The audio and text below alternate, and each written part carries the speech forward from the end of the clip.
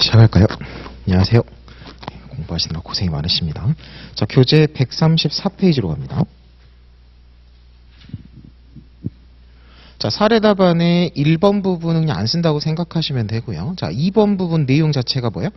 신용카드 몰래 가져다가 결제한 다음에 지갑에 다시 반환해서 넣어놓는 거예요. 예금 통장 역시 절취에다가 돈만 인출하고 다시 반환해가지고 가방에 넣어놨을 때 신용카드 또는 그 예금 통장에 대한 절도죄가 성립할 거냐 말 거냐죠. 간단히 말하면 사용절도로서 불가벌이냐 절도죄가 성립하냐고요. 절도죄와 사용절도의 구별은 뭐가 부정된다 인정된다로 잡는 거요. 불법 영득의사가 인정된다 안 된다로 가요. 자, 그래서 딱 통장하고 신용카드죠. 동그라미 1번입니다. 특수한 기능가치 침해, 경제적 가치 감소, 불법 영득의사 인정, 절도죄 성립이에요. 2번입니다. 단순한 사용가치 침해, 감소되지 않았다, 불법 영득의사 부정, 절도죄 성립하지 않는다, 불가벌적 사용절도에 그쳤다예요. 그리고 이제 여긴 이론이니까 직접적인 판례 2개 있는 건 방금 신용카드랑 예금통장이 있죠. 붙여줘야겠죠. 판례 역시 같은 입장에서 예금통장 절취 반환 케이스에서는 절도죄 성립을 긍정하고 신용카드, 현금카드 사용 반환한 경우에는 절도죄 성립을 부정하였다. 딱 한 문단이에요. 자, 이 논의 자체가 뭐다? 재물에 있어서 가치를 뭘로 볼 거냐에 있어서 물체설, 가치설 중에 가치설 쪽을 취한 거다 또는 종합설 쪽을 취한 거다라고 평가할 여지가 있는 건데 그럼 평가적인 1번 내용은 날려버리시고 2번만 잘 쓴다고 생각하시면 돼요. 자, 그리고 나서 136페이지로 갑니다. 자, 방금 본 케이스 있죠? 예금통장, 신용카드, 불법 영득의사 관련해가지고 훔친 다음에 반환한 케이스면 136페이지로 쓰셔도 돼요. 그러니까 쓰는 방법을 2가지라고 생각하시면 돼요. 둘 다 쓰는 건 아니고 문제에 따라서 그냥 맞춰가지고 하나만 잘 쓰면 되는 거죠. 역시 똑같아요. 사용 불가벌적 사용절도와 가벌적 절도 처벌 기준 원칙 예외인 거고요. 자, 물론 하나 있죠. 자동차 등 불법 사용죄라는 원래 사용절도는 불법 영득의사가 인정되지 않아서 처벌되지 않는 건데 예외적으로 자동차 등에 한해서 사용절도를 처벌하는 형법 규정이 있죠. 일단 이거부터 걸리는 거 없는지 처벌이고 자, 여기 걸리는 거 아니면 논하는 거고요. 자, 원칙과 예외로 정리하면 원칙 한 줄이에요. 사용절도는 불법 영득의사를 인정할 수 없으므로 절도죄는 성립하지 않는다요. 아까 자동차 등까지 고려해서 포섭한다 치면 얘가 타고 다니다가 반환한 자동차 등이 아닌 이상 뭐 이런 식의 표현이 붙겠죠. 자, 그리고 다만이야 판례 정리입니다. 동그라미 1. 아까 앞에 판례가 또 여기 붙는 거야? 그 재물이 가지는 경제적 가치가 상당한 정도 소모. 이건 특수한 기능가치 침해가 있는 거다. 불법 영득의사 인정된다. 절도죄 성립한다죠. 자, 2번째 경우입니다. 사용 후. 자, 시험 문제가 어떻게 나요? 자전거 몰래 타고 반환할 의사는 있었는데 2km 떨어진 다른 길바닥에 버리고 오는 거죠. 원래 세워져 있던 곳에 반환하는 게 아닌 거예요. 다른 곳에 버린 경우 역시 절도죄 성립할 수 있고요. 자, 반환을 그 자리에 하긴 했는데 한 30일 넘게 타고 다니다 이런 식으로 장기간 점유한 경우에도 절도죄 성립할 수 있다요. 물론 불법 영득의사 인정. 그래서 예외까지 써준 다음에 우리 사안은 동그라미 2번 경우이므로 절도죄가 성립한다. 아까 예금통장 같으면 우리 사안은 동그라미 1번 케이스로 보통 자전거 같은 거 타고 가는 거는 2번 같은 걸로 많이 나오고 예금통장 같으면 동그라미 1번 경우로 나오는 거죠. 그래서 포섭해 쓰시면 되는데 자, 가장 그럼 시험 문제 둘 다 어느 걸 써도 상관없으면 저보고 정리하라면 어떻게 하라면 방금 얘기한 거 있죠. 직접적인 판례 뜨는 거. 134페이지로 그냥 쓰는 거는 예금통장하고 신용카드 정도 구별해가지고 쓸 때 딱 이 정도 쓰면 직접적으로 딱 바로 포섭이 되잖아요. 자, 그리고 방금 얘기하면서 말이 들어갔죠. 자전거 같은 거 타고 반환했다. 요런 식의 케이스 나오면 136페이지로 쓰겠다. 딱 그 정도로 결정해가지고 정리해버리셔도 돼요. 그럼 뭐 시험 문제 푸는데 지장 없습니다. 자, 그 다음에 137페이지 보세요. 이 쟁점도 시험 문제를 내다보면 들어가는 쟁점이라서 매년 나올 수도 있는 거예요. 뭐 한 번 나왔다고 쉬는 쟁점이 있고, 뭐 한 번 나왔으면 다음번 시험에 좀 중요도가 떨어지는 쟁점도 있는데, 내다보면 들어간다는 얘기는 뭐냐면 출제자 의도랑 상관없이 들어가는 거고, 사례 문제의 본질상 구성을 하다 보면 들어가는 거기 때문에 뭐 한 번 나왔다 그래가지고 다음번에 안 나오고 이런 것도 없어요. 뭐 의도를 하고 내는 거면 한 번 쉴 수 있는데 그냥 내다보면 들어가는 거라서. 왜? 항상 우리 시험 문제는 시간 순서에 따라서 범행이 되는 사실관계 연결되잖아요. 자, 그래서 뭔가 권리 가지고 있는 사람 막 훔치고, 훔친 거로 다시 넘기고 이딴 식의 사실관계 계속 이어지기 때문에 이런 문제도 내다보면 들어가는 쟁점이고요. 자, 내용 자체는 간단하죠? 채권자가, 채무자가 돈 안 갖고 하도 그냥 뻗대고 하니까 자기 채권을 실현한다는 의사로 채무자 물건을 훔쳐버려요. 이 경우 불법영득의사 인정해서 절도죄를 긍정할 수 있냐? 자, 견해대립 영득의 불법설, 절취의 불법설이죠. 영득의 불법설에 따르면 나는 그 물건 가져갈 수 있는 권한이 있는 사람이니까 절도죄 성립할 여지 없다고. 절취의 불법설은 내가 민사적인 권리가 있는지랑 상관없이 행위 자체가 절취행위를 위법한 행위니까 절도죄 성립할 수 있다 쪽으로 가는 거고, 판례는 다 후자로 가죠. 자, 그리고 검토 결론도 그냥 판례대로 빼버리시면 돼요. 수단이 불법한 이상 민사적인 권리유무, 아니 뭐 민법과 민사법과 형사법은 구별되면 이렇게 가셔도 돼요. 그래서 동그라미 2번에 있는 표현 하나 따가지고 그냥 판례 태도대로 바꿔가지고 가셔도 됩니다. 자, 그리고 이게 절도죄에서만 문제되는 게 아니라 뒤에 나오는 제3범죄 다 들어가죠. 역시 또 채권자가 사기쳐가지고 물건 받아왔을 때, 채권자가 공갈 겁박해가지고 받아왔을 때 뭐만 바뀌어요? 학설 이름만 바뀌어요. 영득의 불법설, 사기면 사취의 불법설, 공갈이면 갈취의 불법설이겠죠. 물론 이제 공갈죄는 절도 사기와 달리 무죄는 아니고 폭행협박은 남아서 공갈죄만 학설 이름이 폭행협박설도 이렇게 잡히는 거죠. 이제 뒤에 공갈죄도 나올 거예요. 그리고 결론은 판례는 항상 제3범죄 성립을 긍정하는 쪽으로 가고, 검토 결론도 그냥 판례대로 포섭 통일해가지고 포섭 정리해버리셔도 돼요. 그래서 뭐 누락도 잘 안 하는 쟁점이긴 한데 그래도 개별 쟁점 잘 봐두시고 자주 나오니까. 자, 그 다음에 138페이지로 갑니다. 날치기 케이스예요. 딱 시험 문제는 어떻게 나와요?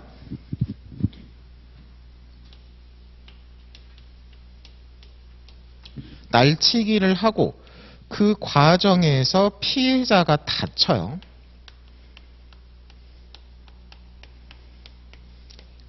그리고 항상 그 후에 도주하다가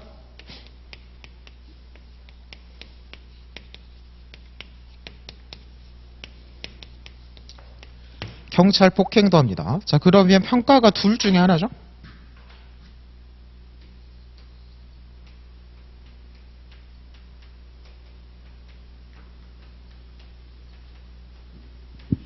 날치기를 절도로 우율할 거냐 강도로 우율할 거냐예요.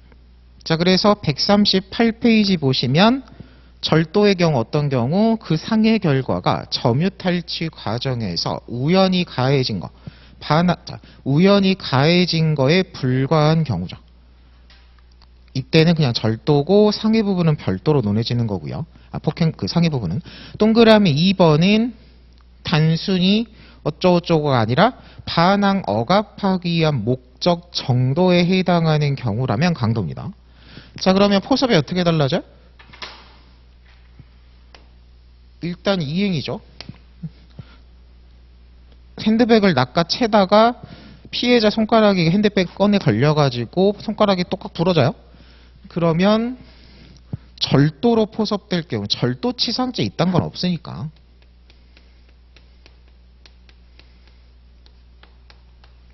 자, 그리고 처음부터 손가락을 부러뜨리려고 날치기 한 건 아니니까 한 폭행치상 정도 나오겠죠. 뭐 과실치상으로 쓴다고 뭐 틀린 건 아니에요. 뭐 직접적인 판례 없으니까 구생만 맞으면 돼, 이런 거는. 자, 대신에 강도로 빼면 어떻게 돼요? 강도는 결과적 가중범위 있으니까 그냥 생으로 강도치상으로 빠져버리죠. 일죄로. 자, 그리고 요거까지 한번 생각해보면 어떻게 돼요? 절도가 체포면탈의 목적으로 직무집행 순찰 업무하는 경찰을 때려버린 거니까 절도를 타고 어떻게 돼요? 중강도까지 가요.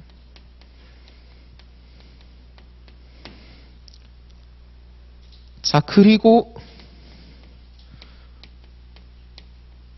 직무집행 중에 공무원을 때린 거니까 공직방까지 가죠. 그래서 절도죄는 준강도에 흡수되고 공무집행 방해죄 성립하고 이 경우 죄수관계가 상상적 경합으로 빠진다. 이건 판례가 있으니까. 죄수는 판례가 있으면 무조건 판례 들어갑니다.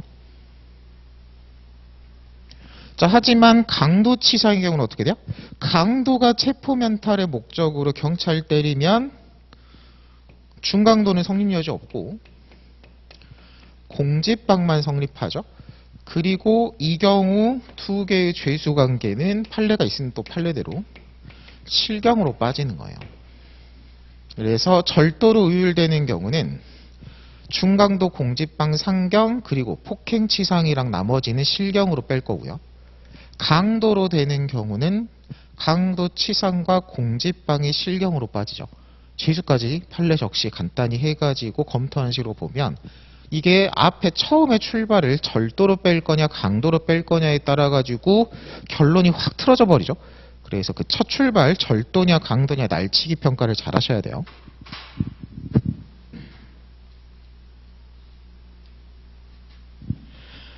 자, 그 다음에 139페이지로 가셔가지고요. 자, 역시 반대죠. 아까 채권자가 훔치고 막 하는 거고 여기는 채무자가 하도 채권자가 돈 갚으라고 닥달하니까 채무면탈의 목적으로 채권자를 죽여버렸을 때예요. 자, 동그라미 2번 판례 태도만 잘 쓰셔도 돼요. 자, 판례 태도가 뭐다? 재산상 이익이 사실상 이렇게 채권자를 죽임으로써 피해자에 대하여 불이익하게 범인 제3자 앞으로 이전됐다고 볼만한 상태가 있어야지. 자, 그리고 이런 상태를 인정하기 위한 요건 정리예요. 이것도 엄청 강조했었는데 또 시험에 한번 나와버렸죠. 자, 기억번 채권의 존재 명백. 니은번 피해자가 사망함과 동시에 상속인이 있으면 그 상속인이 이제 권리자가 되는 거죠. 채권자의 상속인 존재 그리고 상속인에게 채권의 존재를 확인할 수 있는 수단 확보예요. 이 세 가지 요건을 갖추면 어떻게 돼요? 다음 줄 자, 제3자 앞으로 이전되었다고 볼만한 상태가 이루어진 게 아니라 이 키워드죠. 일시적으로 취급을 면한 거에 불과하다. 강도살인은 성립할 수 없고 물론 무죄는 아니고 살인죄는 남겠죠. 살인죄만이 성립할 수 있다고 합니다. 자, 그래서 이건 둘 다 가능해요. 예시를 들 것 같으면 첫 번째 예시는 어떻게 들어요? CCTV도 없고 그냥 한적한 골목길에 다른 손님 하나도 없는 텅텅 비어있는 식당에 들어가요. 그리고 식당 사장님이 또 어떻게 돼요? 혈혈단신의 아들 부모 자식도 없고 한 몇십 년 전에 이혼해가지고 천혜고아로 혼자 사는 분이에요. 그 식당에 가가지고 밥 먹고 이제 밥값 내라라고 이제 하니까 밥값 내기 싫어가지고 그 사장님을 찔러 죽여버렸다 이렇게 나와요. 그럼 그 경우는 어떻게 돼요? 채권 존재 자체가 지금 그 당사자들만 알고 있어가지고 명백하지도 않고 상속인 천혜고하고 남편도 없고 하니까 없고 상속인이 혹시 뭐 외아들이 하나 있다 하더라도 CCTV도 없고 다른 손님도 없고 하니까 목격자도 없고 하니까 어떻게 돼요? 이 술값 채무 채권의 존재 자체를 확인할 방법이 확보되지 않은 상황이죠. 그래서 이 경우는 일시적 취급을 면한 게 아니라 이전되었다고 볼만한 상태가 이루어졌다. 강도살인이 성립할 수 있다로 가요. 자, 그 다음에 두 번째 예시는 어떻게 들어요? 금액이 커요. 투자 같은 거 받으면서 채무자 부동산에 채권자가 저당권 같은 것도 설정을 했어요. 그리고 채권자한테 자식만 한 3명이 살아있어요. 멀쩡한 애들. 자, 그런 상황에서 죽여버렸다 그러면 어떻게 돼요? 자, 일단 차용증도 썼고 투자계약서도 썼고 하다못해 등기부를 떼면 을구란에 근저당권의 채권자라고 써있죠. 채무 존재가 명백해요. 그리고 자식 3명 살아있었죠. 상속인 존재하죠. 이 상속인 아저씨들 그 공증한 차용증서 하다못해 등기부만 떼봐도 이런 저당 피담보 채권 채무 존재 확인할 방법 확보돼 있죠? 이 경우는 뭐다? 죽여버렸다 하더라도 일시적 취급을 면한 거에 불과하다. 강도살인은 성립할 수 없고 살인죄만 성립할 수 있다 결론이에요. 딱 이 판례 케이스 방금 얘기한 것들은 선사기 출제가 다 가능합니다. 사례 기록 출제 다 가능하고 기록이 한번 나왔으면 다음에 낼 것 같으면 사례 같은 데 내겠죠. 포섭하기도 좋잖아요. 사례 시험용으로도. 기록용으로도 이제 기록 찾아가지고 사실관계 포섭하기도 좋고. 그래서 중요 판례인데 뭐 강좌 내용이 나와버려가지고 그래도 정리는 하셔야 됩니다. 자, 그리고 나서 140페이지. 물론 기록 같으면 또 어떻게까지 구성하겠어요? 강도 살인으로 기소됐는데 결론은 뭐예요? 일시적 취급 면한 케이스라 그러면 강도 살인은 무죄. 다만 또 똑같죠? 축소사실론이 연결돼야죠. 이 부분 공소사실에 대해서 살인죄는 성립 가능하고 이러한 축소사실 판례 공소장 변경 없이도 직권 인정 가능한 바 이제 검토 의견서 같으면 살인죄 유죄 판결 선고가 가능합니다로 마무리될 거고 변론 요지서 같으면 유죄 결론임을 생략하거나 이제 살인죄 관련해 가지고 추가 논점이 있으면 이제 추가로 검토하는 게 들어가겠죠. 자, 그 다음에 140페이지 뭐 읽어보시면 되죠. 저번에 한번 얘기도 했었죠. 사례 풀면서.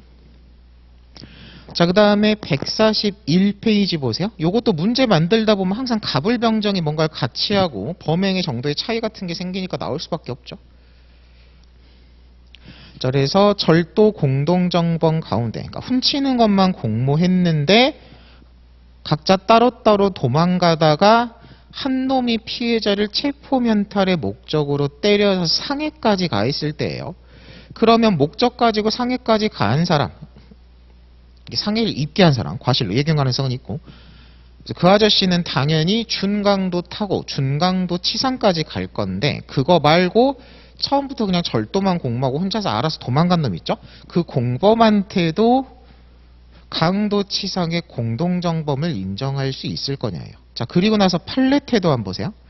판례가 이 사안에서 강도상해를 인정합니다.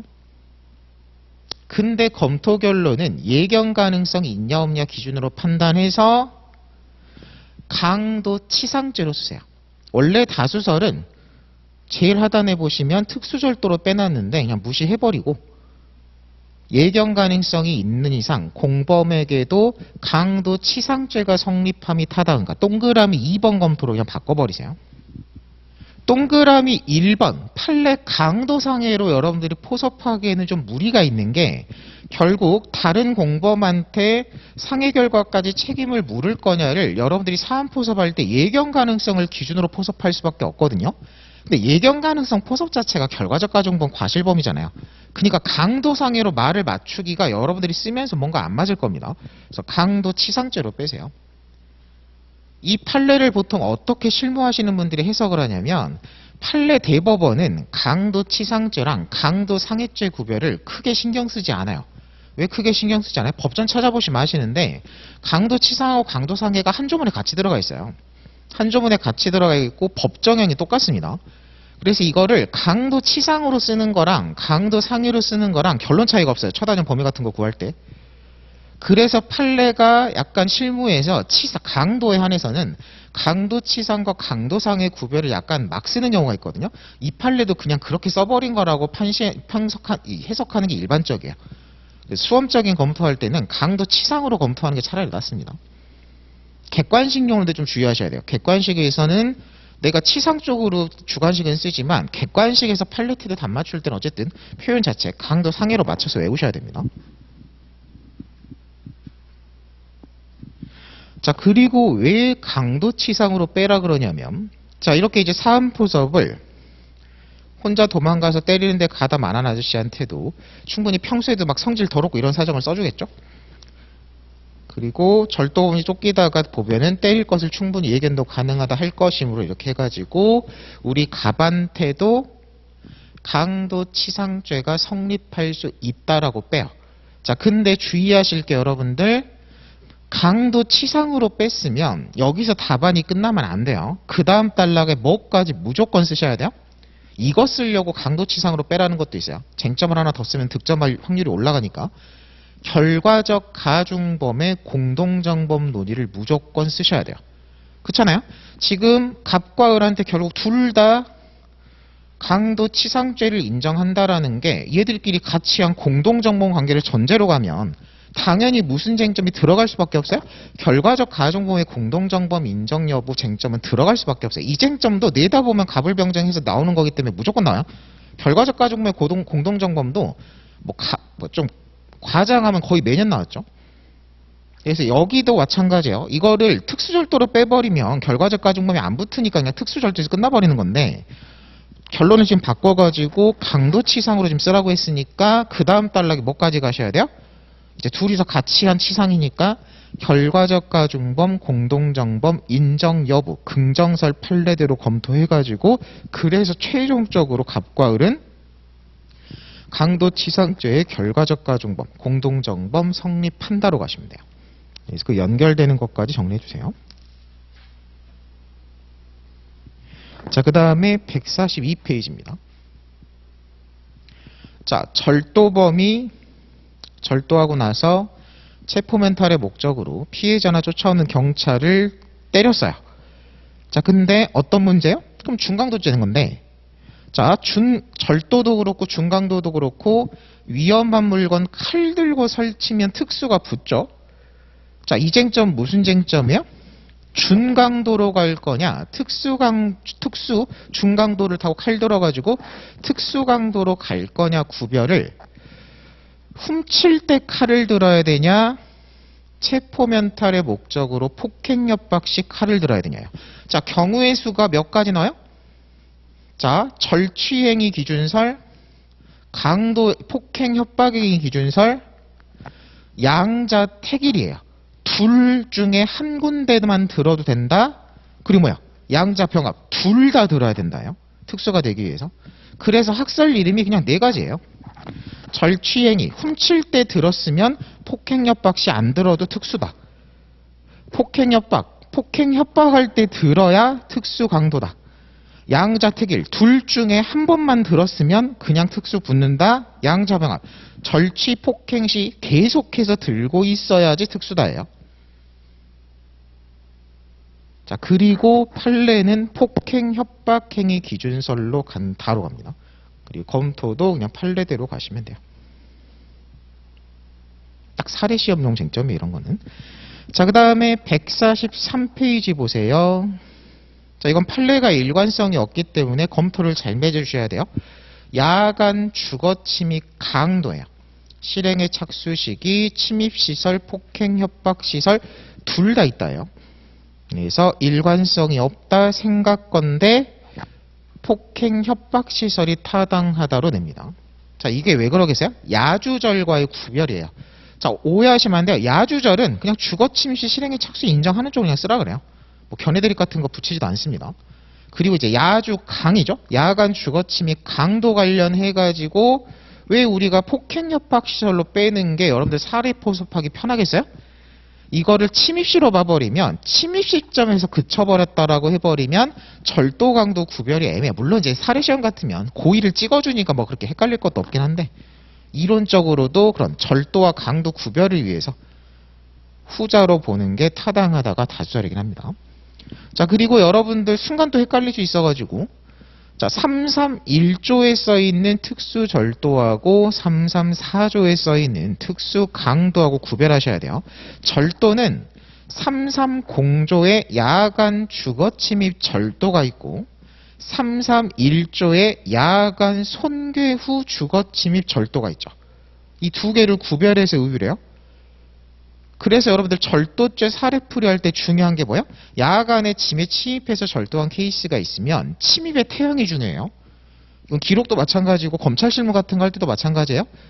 밤에 남의 집을 몰래 들어가서 훔쳐 나왔을 때 그 들어갈 때 열려있는 잠겨있지 않은 문을 그냥 열고 들어간 거, 열린 문을 통해서 들어간 거, 요런 거 손괴 없죠? 그러니까 330조로 갑니다. 하지만 잠긴 문을 뜯고 들어가고 창문을 부수고 들어가고 하면 손괴가 들어가니까 331조 특수절도로 가요. 그런 것들은 다 구별해가지고 명확하게 써주게 돼 있습니다. 출제할 때. 그래서 구별만 잘 하시면 되고. 하지만 특수강도는 뭐가 없어요? 그냥 야간 주거침입 강도예요. 야간 주거침 및 강도가 있고 손괴후 강도가 따로 있는 게 아니라 그냥 야간 주거침 및 강도하면 그냥 334조 특수강도입니다. 이게 절도죄를 우리가 하도 중요하게 자주 보다 보니까 강도가 어쩌다 한 번씩 나면 헷갈릴 수가 있어요.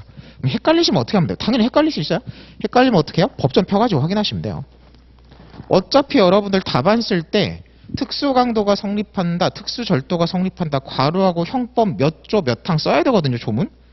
조문 숫자 외우고 다니는 사람 별로 없잖아요. 자주 보는 거나 좀 외우는 거지. 어쨌든 특수강도 조문 한번 찾아봐야 될 것 같으면 문제 풀 때부터 그냥 옆에 펴놓고 보시면 돼요. 그럼 뭐 내용 확인하면 뭐 헷갈릴 것도 없죠. 이렇게 잘 봐두시고. 자, 그 다음에 144페이지로 갑니다. 이것도 그냥 읽어보시면 되죠. 그래서 강도 강간죄 관련해서요. 자, 일단 강도 강간죄는 강도가 강간해야 되는 거고요. 자, 반대로 강간이 강도하는 건 안 된다죠. 안 된다는 얘기는 뭐야? 그냥 강간죄와 강도죄와 간죄와 강도죄의 실경적으로 가는 건데, 자, 견해 대립은 뭐예요? 자, 강간범이 강도까지 나아갔을 때 강간죄는 일단 성립을 하는데, 그 지갑 훔쳐간 거, 핸드백 뒤져가지고 훔쳐간 거를 강도로 갈 거냐 절도로 갈 거냐 문제예요. 구별의 원래 출발은 뭐겠어요? 강간의 수단이 된 폭행 협박과 그로 인한 항고 곤란 상태가 재물 탈취까지도 그대로 이어진다 그러면 폭행 협박으로 탈취했으니까 강도예요. 하지만 기존의 폭행 협박은 강간에 붙는 거지 지갑 훔치는 데 있어가지고 폭행 협박이 추가로 이루어진 바 없다 그러면 폭행 협박을 내용으로 하는 강도는 성립할 여지 없고 그냥 절도 정도만 성립할 여지 있다로 가요. 그래서 강간 강도 실경이냐 강간 절도 실경이냐예요. 그게 견해 대립 1번, 2번이고요. 판례는 강도죄설로 갑니다. 그리고 검토는 역시 뭘로 가도 상관없어요. 그래서 뭐 간단하게 갈 것 같으면 판례만 쓰셔도 되고 뭐 판례대로 검토를 바꿔 쓰셔도 됩니다. 자, 그리고 나서 145페이지 보세요. 민법에도 비슷한 쟁점 있죠? 용도 사기예요. 돈을 빌리는 거에 있어서는 착오 같은 게 없어요. 근데 뭐야? 도박 자금으로 쓸 거를 어머니 병원비가 필요하다라고 용도를 속여가지고 빌렸을 때 이걸 사기죄로 의율할 거냐 말 거냐죠. 자, 판례입니다. 긍정설인데 키워드가 뭐예요? 진정한 용도, 나 도박할 건데 500만 이런 식으로 고지했더라면 당연히 안 빌려줬겠죠. 그리고 판례 태도가 타당합니다. 그럼 여러분들 사안포섭에다가 방금 칼레 부분 키워드를 정확히 썼으면 어떤 포섭이 핵심이에요? 이건 어머니 병원비가 아니라 도박하려고 빌린 거고 우리 그 채권자한테 제대로 피해자한테 제대로 도박할 거다 용도 고지를 했더라면 당연히 뭐예요? 이 아저씨는 빌려주지 않았으리라는 사정이 인정되는 바 사기죄가 성립한다라고 사안포섭을 차근차근 하셔야 돼요. 자, 그 다음에 146페이지로 갑니다. 자, 부작위 기망에 의한 사기죠. 그러니까 부작위 사기예요. 자, 그러면 이 쟁점은 따로 쟁점을 안 잡고 뭘로 써도 되냐면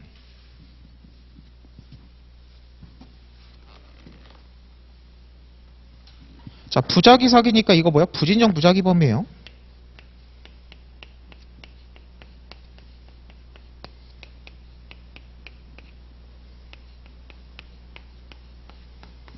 자, 그럼 앞에서 한번 얘기했죠? 부진정 부작위범 나오면 어떻게 일반 요건 쓰라고요? 일반 부작위범 요건은 생략하고 부진정 부작위범의 특유 요건으로서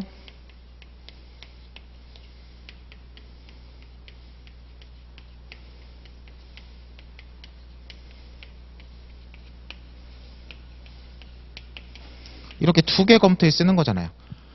자, 그리고 나서 다시 우리 책에 있는 쟁점 내용 보세요. 부작위에 의한 사기, 부작위에 의한 기망이 되기 위해서는 상대방이 스스로 착오에 빠져 있는 상태에서 부작위자에게 고지 의무가 인정되고 동그라미 3번 행위정의 동가시장이죠.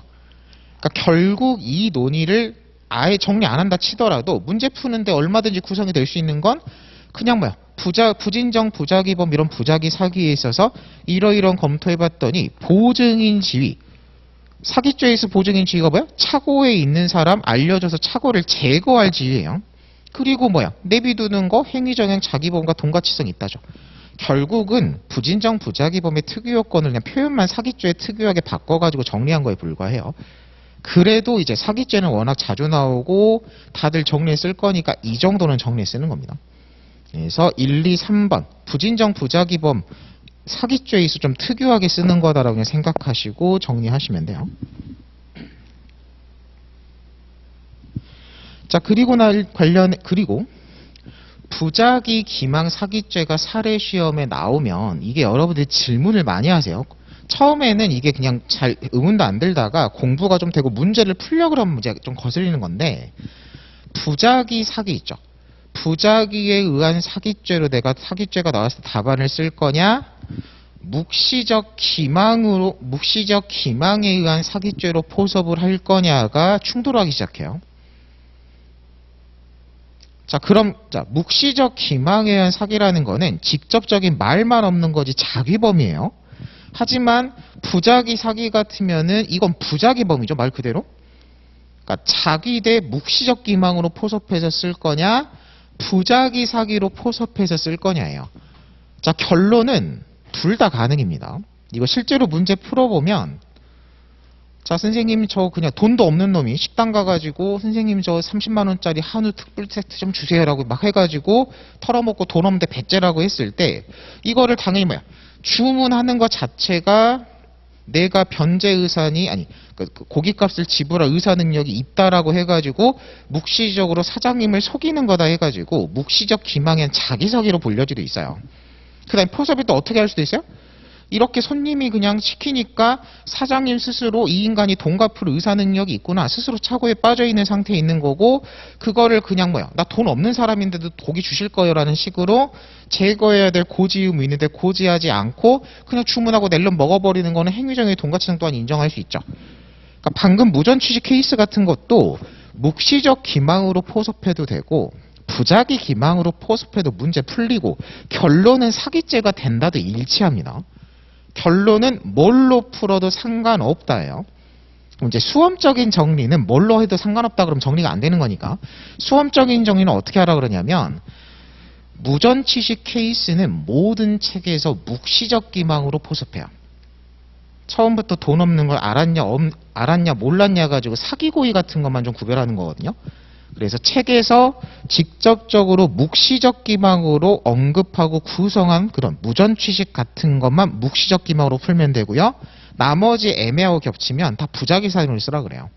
왜냐면 답안 쓰기가, 우리는 부작위 기망 케이스는 아예 그냥 쟁점으로 요건 정리까지 해수정 들어가잖아요.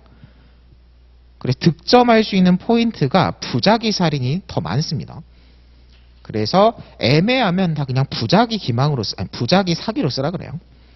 그리고 무전취식 같이 그냥 책에서 다 묵시적으로 쓰는 것만 묵시적으로 쓰겠다고 가시면 돼요. 딱 그 정도로 구별해서 가시면 돼요. 자, 그 다음에 148페이지로 갑니다. 자, 탈취죄와 편취죄 구별하죠. 절도, 강도는 탈취예요. 사기, 공갈은 편취입니다. 두 개의 구별은 뭐야? 처분의 일을 구성요건 요소로 하지 않는 범죄, 하는 범죄야. 탈취라는 건 말 그대로 절도, 강도 뺏어가는 범죄고, 사기, 공갈, 편취는 뭐야? 하자. 그 하자의 내용은 사기 같으면 속아서 공갈이면 겁박당해서요. 하지만 어쨌든 가져가세요라는 처분행위가 있어야지 성립하는 거죠. 그래서 여러분들 택시 타고 어디 가가지고 이제 택시비 주세요라고 택시기사가 하니까 택시기사를 다짜고짜 때려요. 그리고 나서 쌩하니 가버렸을 때 택시요금 지급을 면한 거죠. 쌩하니 가버렸을 때 이건 뭘로도 될 여지가 있고 뭘로도 될 여지가 있어요. 폭행 협박으로 택시비 지급을 면했죠. 강도죄가 성립된다고 볼 여지도 있고, 사람을 때리고 겁박하는 식으로 위력을 가해가지고 택시비 지급 면했다, 재산상이 취득했다. 그래서 공갈죄 성립을 가능하다고 볼 여지도 있습니다. 자, 그러면 두 개의 구별은 뭐야? 일단 시험 문제에서 강도 고의로 공갈 고의로 써줬으면 뭐 구별을 여러분들이 생각할 것도 없고 그냥 써인 대로 가면 되는 건데, 그걸 당연히 애매하게 낼 것 같으면 뭐겠어요? 택시기사 아저씨 일단 폭행의 정도를 좀 따지셔야 돼요. 그래서 일단 또 사실관계가 강도의 폭행이려면 정도가 세야죠. 상대방의 반항을 불가능할 정도로 이제 폭행을 해야 되는데, 대충 그냥 직접적 신체 접촉도 없이 그냥 눈앞에다가 주먹 들이밀면서 이래도 받을 거야 막 이런 식으로 있죠. 그 정도로 해버렸다 해서 위력 정도에 그쳤다고 해버리면 일단 강도는 성립 여지 없다로 빠져버려요. 그리고 나서 이제 강도의 폭행의 정도에 이르지 아니한 위력 정도로 빠져서 공갈죄 성부가 문제되는데, 강도와 달리 공갈죄는 뭐라고요? 편취죄라서 처분행위가 있어야 돼요. 그러니까 뭐가 있어야 돼요? 사실관계. 택시기사 아저씨가 아니 내가 더럽고 치사해서 안 받을 거니까 가세요라고 해야 돼요. 가세요. 그냥 내지 말고 가세요라는 설문이 들어가 있어야지 뭐요? 아니면 묵시적 언동으로라도 막 이제 저리가 막 손으로 저리저리 했다 이런 거요. 그런 게 처분행위가 있어야 공갈죄라도 돼요.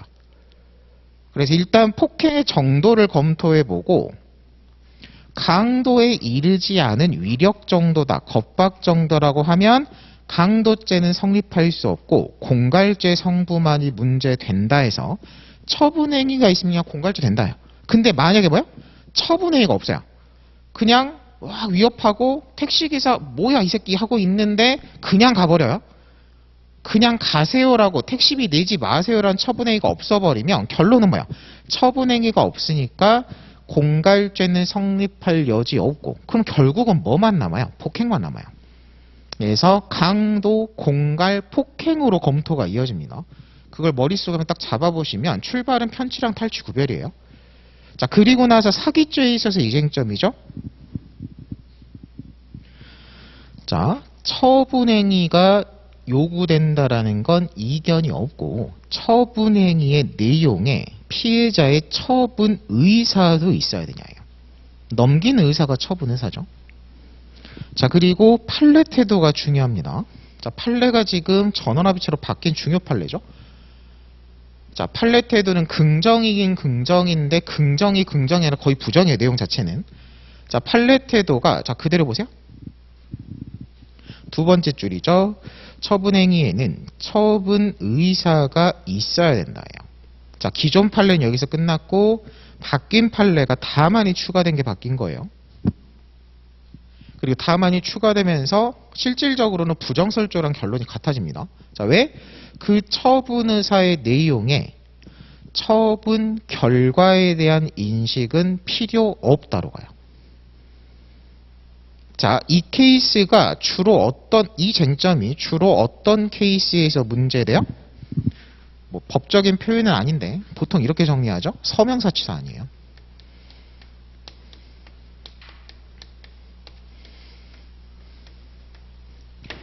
자, 어떤 사안이요? 피해자가 한 80세 고령의 노인이에요. 근데 부자여가지고 땅이 많아요. 그러니까 눈도 막 잘 안 보이고 뭐 요새 막 휴대폰도 잘 못 쓰시고 막 이런 거요. 막 그런 사정을 깔아주고 사기꾼이 그런 고령의 피해자한테 접근을 해서 뭐라고 속이는 거야? 나한테 부동산을 넘기는 처분문서 양식을 들이밀면서 이 피해자한테 뭐라고요?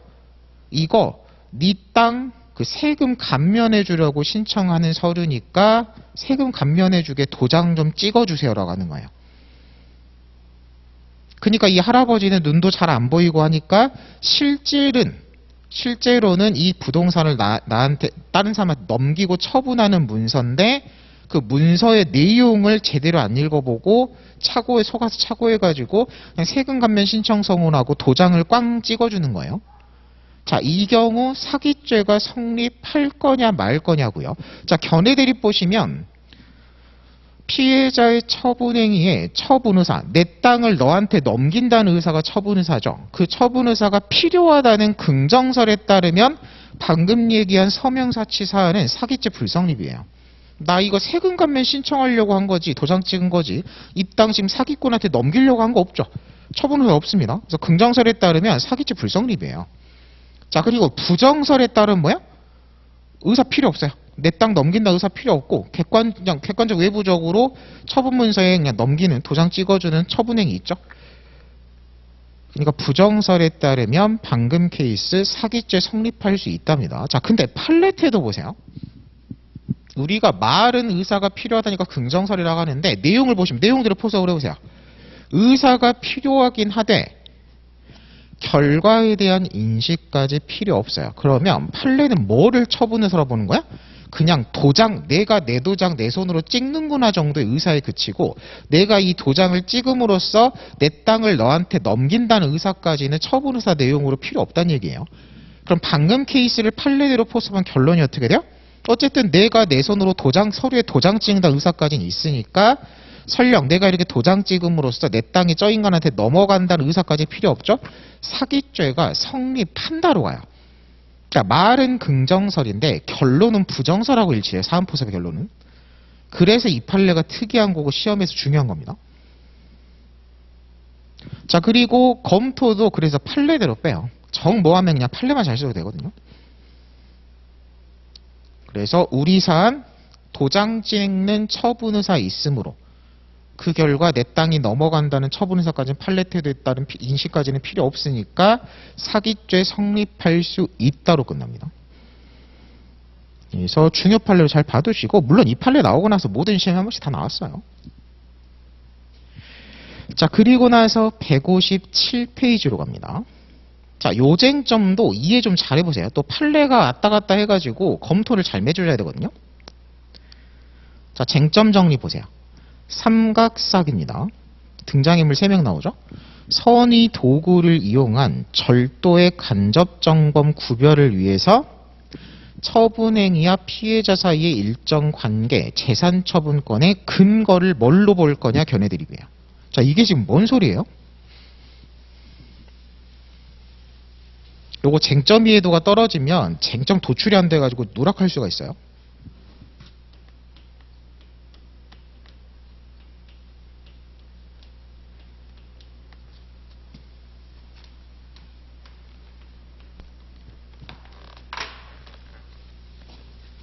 자, 삼각사기니까 어떻게 돼요? 이 아저씨가 피해자이자 그 물건 도자기의 소유자예요. 그럼 일반적인 사기는 그냥 갑이 B한테 가가지고 그 도자기 내가 중개해가지고 잘 팔아줄게 받아가 그냥 헤쳐 먹어버리는 거죠. 자, 근데 삼각사기니까 어떻게 돼요? 이 아저씨 물건을 A가 들고 있어요. 그리고 기망을 누구한테요? 갑이 갑한테 찾아가세요. 갑한테 찾아가서 야, B가 자기 도자기 너한테 그 수리 맡긴 거 있잖아. 그거 나한테 지금 찾아오라고 해서 막 이제 뭐 위임장 같은 거 막 위조하고 해가지고 그런 식으로 기망을 하고 그의 속은 이제 피기망자가 A인 거죠. 그리고 교부를 지금 누가 해요? B가 하는 게 아니라 그래 그럼 B 거 이제 잘 고쳤으니까 얘기 잘해줘라고 하면서 A가 갑한테 교부를 해요. 그리고 당연히 시험 문제는 이 경우 갑의 죄책을 논하시게 나오죠.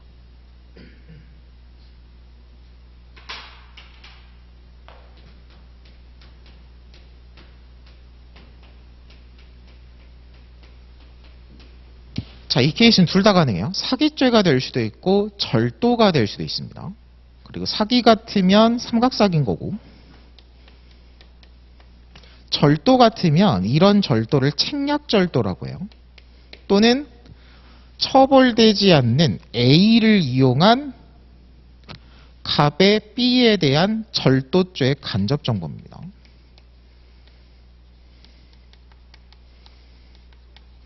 자, 뭔 소리예요? 자, 학설 대립 보세요. 권한설하고 지휘설인데 권한설 생각해봅니다. 권한설에 따랐을 때 이해하기 편해요. 자, 권한설은 뭐야?